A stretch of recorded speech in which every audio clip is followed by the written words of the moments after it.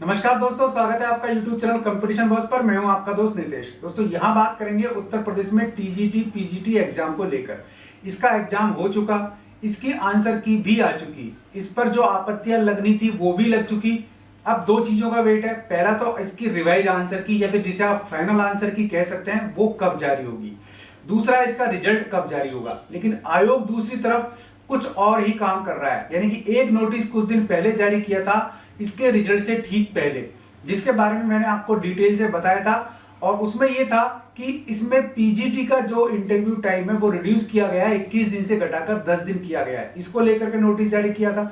आज फिर से एक नोटिस जारी कर दिया है। अब उस नोटिस को एक बार देख लेते हैं कि वो नोटिस क्या कहता है, इस नोटिस का असर इसके रिजल्ट पर क्या पड़ने वाला है। तो सबसे पहले देख लेते हैं वो नोटिस या नया नोटिफिकेशन क्या कह रहा है उत्तर प्रदेश में टीजीटी पीजीटी एग्जाम को लेकर के। देखिए यह है वो नोटिस, विज्ञापन संख्या 1/2021, प्रशिक्षित स्नातक शिक्षक यानी कि टीजीटी एवं 02/2021 यानी कि प्रवक्ता संवर्ग यानी कि पीजीटी। ठीक है, फ्रेश अभ्यर्थी के रूप में आवेदन करने वाले अवैतनिक तदर्थ शिक्षक यानी कि जो एडहॉक टीचर्स हैं जिनको वेतन नहीं मिलता था, अभ्यर्थियों को तदर्थ शिक्षण अनुभव की सूचना प्रदान हेतु अनुदेश, यानी कि अब वो चाहें तो अपनी सूचना दर्ज करवा सकते हैं। यानी कि एग्जाम हो गया, रिजल्ट आने वाला है, तब उन्हें सूचना दर्ज करने के लिए आयोग कह रहा है।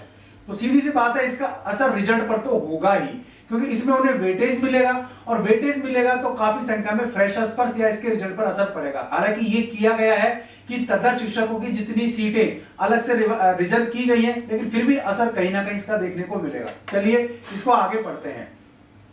उत्तर प्रदेश माध्यमिक शिक्षा अधिनियम 1921 की धारा 16E11 के अनुसार अस्थायी रूप से नियुक्त कतिपय तदर्थ शिक्षक जो वेतन नहीं प्राप्त कर रहे हैं, विज्ञापन संख्या 1/2021 टीजीटी और 2/2021 पीजीटी में फ्रेश अभ्यर्थी के रूप में इसलिए आवेदन किया है क्योंकि तत्समय विज्ञापन में वेतन आहरण की सूचना अनिवार्य था। भाई ये इसलिए अपनी सूचना नहीं भर पाए क्योंकि इन्हें सैलरी मिलती नहीं थी और सैलरी वाली सूचना ही भरनी जरूरी थी, इसलिए इन्होंने फ्रेशर्स के रूप में अपना आवेदन भरा था। अब ऐसे अभ्यर्थियों को माननीय सर्वोच्च न्यायालय में योजित याचिका संख्या 827/2021 श्रीचंद ओझा व अन्य बनाम उत्तर प्रदेश राज्य व अन्य में प्राप्त आदेश दिनांक 18/8/2021 और 25/8/2021 के समादर में, यानी कि कोर्ट की अनुपालना में उनकी तदर्थ शिक्षक संबंधी सूचनाएं प्रदान करने का अवसर प्रदान किया गया है। यानी उन्हें एक मौका ऐसा दिया जा रहा है कि जो सूचनाएं उन्होंने नहीं भरी थी अपनी सर्विस रिकॉर्ड संबंधित, वो अब भर सकते हैं।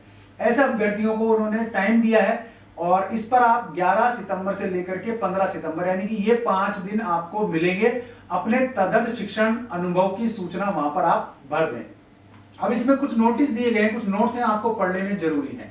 ठीक है, अभ्यर्थी कृपया नोट करें कि बोर्ड द्वारा केवल ऐसे आवेदक जो पूर्व में उनके पास वेतन भुगतान संबंधी सूचनाएं न होने के कारण तदर्थ शिक्षक के रूप में आवेदन नहीं कर पाए और फ्रेश अभ्यर्थी की भांति आवेदन कर दिए हैं, उन्हें ही तदर्थ शिक्षक सेवा संबंधी सूचनाएं दर्ज करने की अनुमति होगी। यानी कि कुल मिलाकर जो एग्जाम में अपीयर हो चुके हैं फ्रेशर्स के रूप में तदर्थ शिक्षक एडहॉक टीचर्स, वो अपनी सूचनाएं यहां दर्ज कर पाएंगे।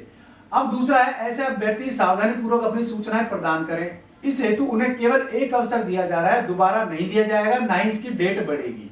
ठीक है, अब अभ्यर्थियों को केवल तदर्थ शिक्षक सेवा संबंधी विवरणी दर्ज करने की अनुमति होगी, यानी कि वो केवल अपना जो रिकॉर्ड है वही दर्ज कर पाएंगे, बाकी किसी त्रुटि में सुधार नहीं कर पाएंगे। इसका मतलब ये हुआ। अब तदर्थ शिक्षक के जिला विद्यालय निरीक्षक द्वारा वेतन भुगतान संबंधी दिए गए अनुमोदन का विवरण उन्हें भरना होगा, जैसे पत्र संख्या है, पत्र दिनांक है, वेतन भुगतान होने का दिनांक है, वैकल्पिक तथा अन्य सभी सूचनाएं अनिवार्य हैं। यानी कि वेतन संबंधी सूचना जब उन्हें वेतन मिलता ही नहीं था तो वो भर नहीं पाएंगे, इसलिए उसको तो रखा है उन्होंने वैकल्पिक, लेकिन बाकी जो रिकॉर्ड है वो उन्हें प्रोवाइड करवाना पड़ेगा आयोग को। इसमें कुल अनुभव की गणना अभ्यर्थी के उत्तर प्रदेश माध्यमिक शिक्षा अधिनियम 1921 की धारा 16E11 के अनुसार अस्थायी रूप से तदर्थ शिक्षक के रूप में नियुक्ति तिथि से आवेदन की तिथि तक मान्य होगी। यानी कि जब उनकी नियुक्ति हुई थी एडहॉक टीचर के रूप में, उस दिन से लेकर के और जिस दिन उन्होंने आवेदन किया है उस दिन तक उनको ये नियुक्ति यानी कि उनका अनुभव माना जाएगा। अब फ्रेश अभ्यर्थी के रूप में आवेदन करने वाले अवैतनिक तदर्थ शिक्षक अभ्यर्थियों को तदर्थ शिक्षण अनुभव की सूचना प्रदान करने हेतु प्रक्रिया, इसके लिए इन्होंने प्रक्रिया निर्धारित की है। और प्रक्रिया क्या है वो आप देख लीजिए भाई। इसके लिए एक पोर्टल है जिसका लिंक ये है और इसका लिंक मैंने डायरेक्ट वीडियो में प्रोवाइड करवाया है, डिस्क्रिप्शन में जाके देख लेना ताकि किसी गलत पोर्टल पर आप नहीं फंस जाएं।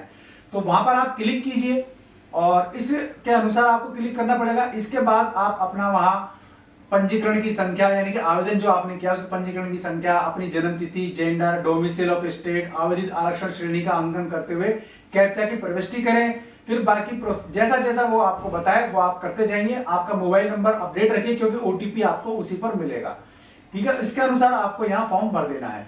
अब इसका फायदा ये होगा कि आपको जो वेटेज मिलना है वो आपको इसमें दिया जाएगा और वेटेज के हिसाब से आपको यहाँ आवेदन करने के लिए कहा गया है ताकि आपको इसका बेनिफिट मिल सके। अब इसका सीधा असर भाई रिजल्ट पर तो होगा, बाकी ये जरूर है कि भाई तदर्थ शिक्षकों के अनुसार सीटें आरक्षित की गई थी, लेकिन चूंकि इन्होंने फ्रेशर्स के रूप में यहाँ आवेदन किया तो ऐसे में ये डिक्लेयर हो नहीं पाया कि भाई कितने तदर्थ शिक्षक हैं, तो ऐसे में थोड़ी प्रॉब्लम आ सकती है। फिर भी सरकार की प्राप्त सूचनाओं के आधार पर सीटें रिजर्व की गई थी। अब देखते हैं इसका रिजल्ट का असर क्या होने वाला है। तो ये अपडेट था उत्तर प्रदेश में टीजीटी पीजीटी वैकेंसी में। अब रिजल्ट से पहले ठीक पहले आपको जो भी तदर्थ शिक्षक हैं, एडो टीचर्स हैं, वो अपना डिटेल यहाँ प्रोवाइड करवा सकेंगे, सर्विस संबंधित रिकॉर्ड जो उनका अनुभव है वो, ठीक है। अब आपके रिजल्ट की और आंसर की बता देता हूं कि आंसर की आप वेट कर रहे हैं रिवाइज आंसर की या फिर फाइनल आंसर की का। तो इस बार ऐसा प्रावधान किया गया है कि जो आपकी रिवाइज या फाइनल आंसर की है वो रिजल्ट के साथ ही प्रोवाइड करवाई जाएगी। तो ऐसे में थोड़ा सा और मामला डिले हो सकता है। नियुक्तियां देने का लास्ट डेट जो है, डेडलाइन जो है वो 31 अक्टूबर दे रखी है कोर्ट ने। सरकार उस दिशा में प्रयास कर रही है, फिर भी देखते हैं कि कितना ये चीज सक्सेस हो पाती है। वीडियो पसंद आया तो लाइक और शेयर जरूर कर दीजिए। चैनल पसंद आया सब्सक्राइब कर लीजिए, बेल आइकन दबा देंगे आप तो वीडियोस का नोटिफिकेशन भी आपको मिलते रहेंगे। आज के लिए इस वीडियो में बस इतना ही। ऐसे किसी यूजफुल वीडियो में फिर मिलूंगा, तब तक के लिए नमस्कार।